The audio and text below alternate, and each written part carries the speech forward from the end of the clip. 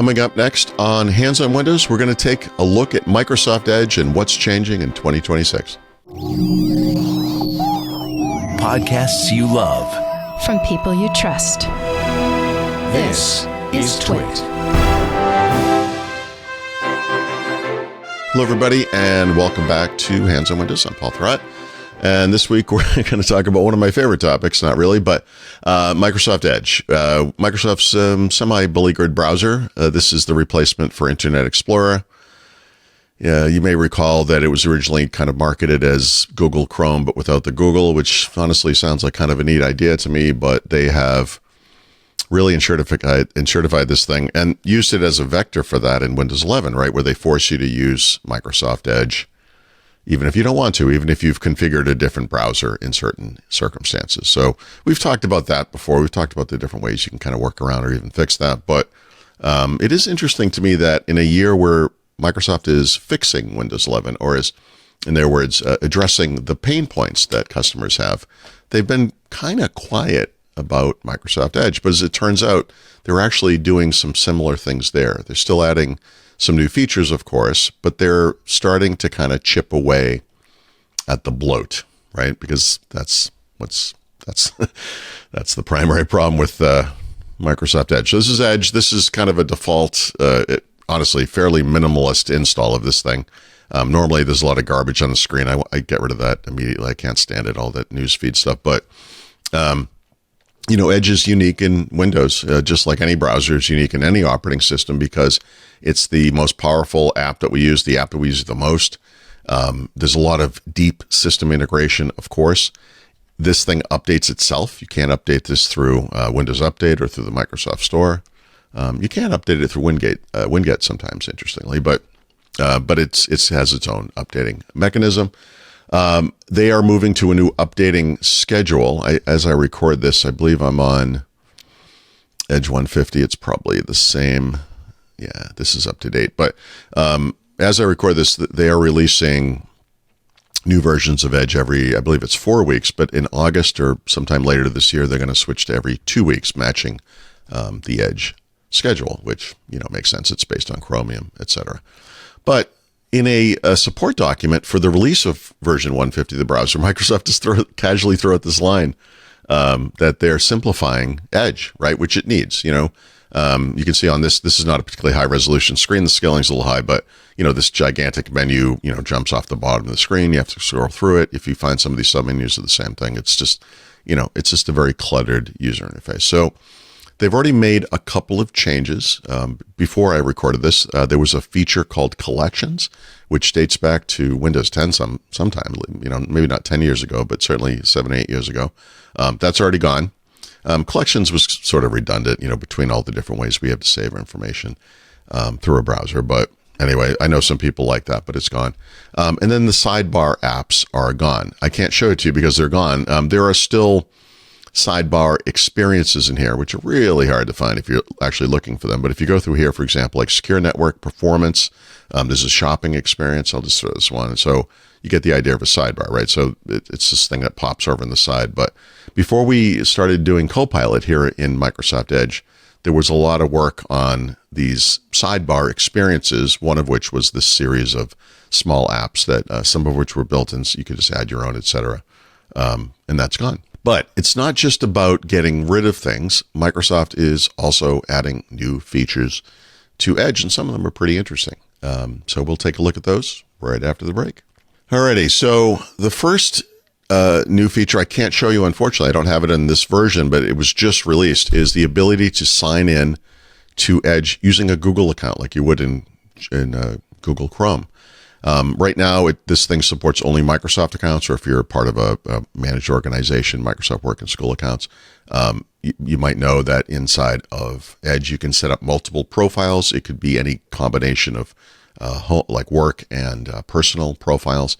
And right now, this is not working. It just goes right to this sign-in screen, which is how you sign in with Microsoft. So it's not there. And if I'm not mistaken, this thing probably, added a profile I did not want, but that's fine. Soon we're going to be able to add like Gmail profiles, essentially Google account profiles. That's interesting. Okay. this one is really cool. It's a simplification and sort of extension of an existing feature. But if I just find an article on my website, like this one that from earlier today, you might know that Microsoft Edge has had something called Immersive Reader, which is now called Reading Mode. So, that makes sense.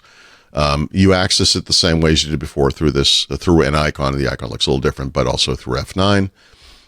You can choose different themes and colors and column widths and all kinds of other things. It's actually really nice. And the point of this is fairly obvious. It's to show you the article you're reading, but without any of the distractions, ads and whatever else is going on in the browser window. It's nice. It still doesn't support a way to automatically open articles. This way, some browsers do have that kind of thing. Read aloud is built into it. OpenAI announces ChatGPT work in GPT 5.6. It's a big day for OpenAI with the release of ChatGPT. I'll just let that go now, sorry. But you get the idea there. So it works as it did before, if you've used that before. But it has really good voices. There's an incredible selection of very natural sounding voices. You can choose the one that you like, etc.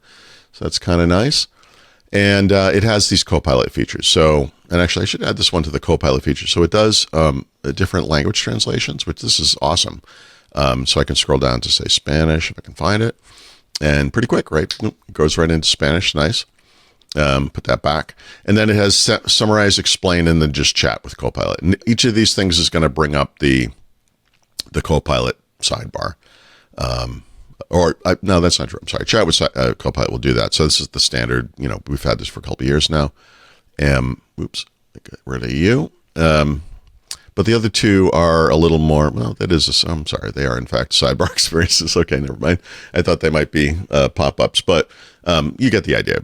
You can summarize, learn more, and then just kind of interact. And when you do the chat with Copilot 1, it kind of has it listed down here. So it's sort of grounding the conversation you're about to have with Copilot with that article. Okay. All right. So since we've talked about Copilot, we should mention Copilot again, because obviously there's a lot of Copilot stuff happening in Windows. So I'm going to start with this here. So like I said, this is the basic normal new tab screen that Edge provides. You can customize this in a couple ways. This is how you customize this page. I'm not going to do that. I've already made it, pretty minimalist. If you've ever used Google Chrome, you've probably seen this thing before. So basic, background image, theme, colors, all that stuff, right? So, and also toolbar icons, which is pretty useful, kind of like a mini customize interface. But now you can switch to this new look, and optionally, you can switch to a Copilot new tab page, which I'll do in one moment. So this is actually simpler. I'm fascinated that it did not throw the feed on it. Usually does do that. This is almost like an attempt to bypass your customizations, but that's not happening here, thank God, but that's fine. If you want to go full-blown Copilot, and who doesn't, you could go into settings and go to the Copilot settings page. And this is enabled by default, of course. That's why that's there. We can enable the new tab page. And I guess that's about it for this. So now when I go to new tab, you get this, oops, I just closed the window. You get this new look page. Now, this is kind of interesting. It pulled in these quick links here. You can customize it like the previous pages. It's got the kind of Copilot look and feel. The fonts and everything are different and nice. You can change how many lines are out of those things. It has these kind of recommendations down here, etc. Sometimes these are based on what you've chatted with, but this is more of a full Copilot experience. You can do this from sidebar too, in many ways, but you get, access to tasks, health, which is brand new shopping. The shopping experience is kind of transitioning over to Copilot. Imagine is a way to create images, right? So all that kind of stuff. I don't want to spend too much time on Copilot. We'll probably be talking more about Copilot soon. It's kind of unavoidable, but this is kind of interesting. So these are your options now with that kind of thing. I will give them credit for this, by the way. A lot of these chatbot things have a interface for choosing models and things, which doesn't make any sense. Microsoft is making this a little more plain English, but they're also leaving it as on this default smart option, and that will choose the right model on the back end, depending on what you're doing. So you can use a faster, less expensive model if you're doing something, silly or just need a quick answer. If you need some kind of deep research thing, it will switch over to that, etc. And that all depends on whether you have a Microsoft 365 account and credits to use, Copilot beyond the free stuff. But again, I don't want to spend too much time on that. I'm going to close Edge, and then I'm going to pray a little bit because these things have a way of not working. But yeah, there we go. Perfect. So there is let me see. Maybe I did it wrong. Hold on. It's Windows Shift plus F. There we go. Brings up something called the Edge search bar. So we're starting to see other companies do this too. Google has something like this. This is a way to search from anywhere in Windows, not just in the browser, and it will go to the browser at some point. Also to do visual search with Bing. So you can search for things that are on the screen, right? So let's see if I can try this, like hands on Windows podcast, and then you search. And it would just, in my case, because I've actually customized it to use Google as the search engine, it actually used Google to search for that. So that's actually pretty useful. If I close this thing again, you can see it's there. I can do the keyboard shortcut again. No, I can't. I was going to say, I thought I might close it, but you can just close it that way. But if you do the keyboard shortcut again, it just keeps coming back. So you can leave it on screen or not. It will go under Windows. At least it's not like always on top by default. But, if that's something that you want to use, it's interesting to me, by the way, that you can go to Google from there. So that's pretty cool. And then this is not an uncommon feature, but I just noticed this kind of recently. I wasn't aware that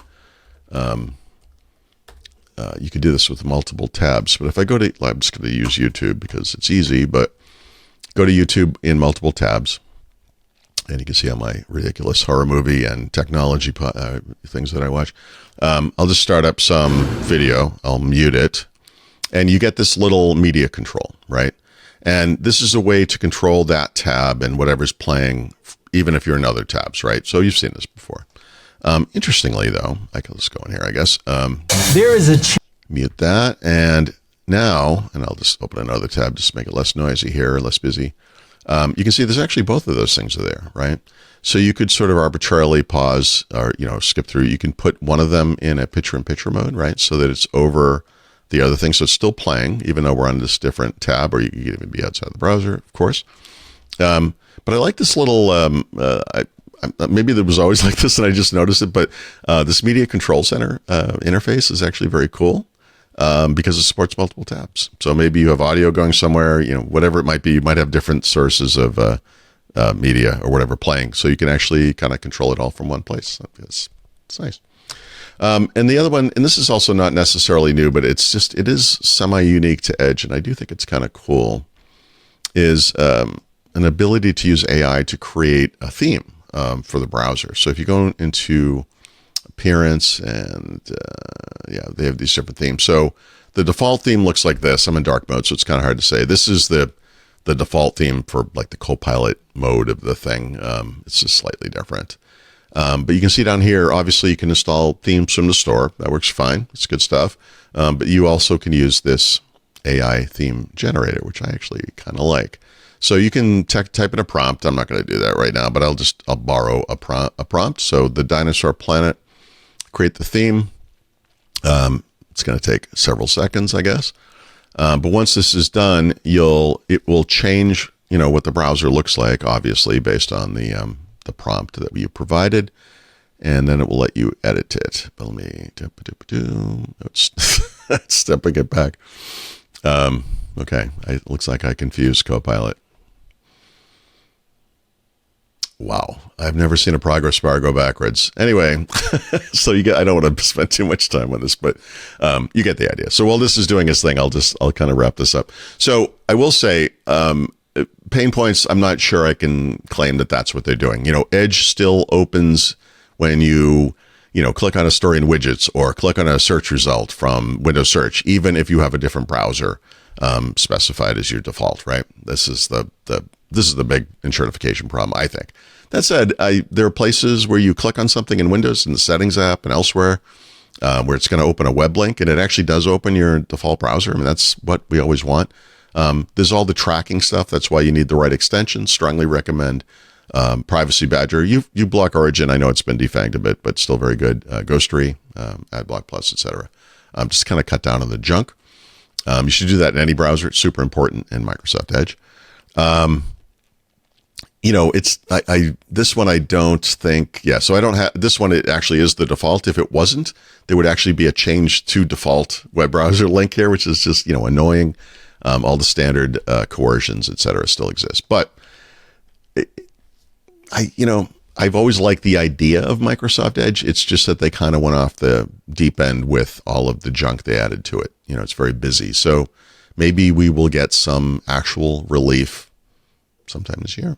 It looks like it's not going to happen for this theme generator I wanted to show you, but you get the idea. Anyway, thank you for watching. Thank you so much to everyone, but especially to our Club TWiT members. We love you. If you are not a member, you can learn more about that program at twit.tv/clubtwit. We have a new episode of this podcast every Thursday. You can find out more about that at twit.tv/HOW. Thank you. I'll see you next week. If you like what you heard and you want more of this week's top stories in tech, well, subscribe to Tech News Weekly. Every Thursday, I talk with the journalists making and breaking the tech news.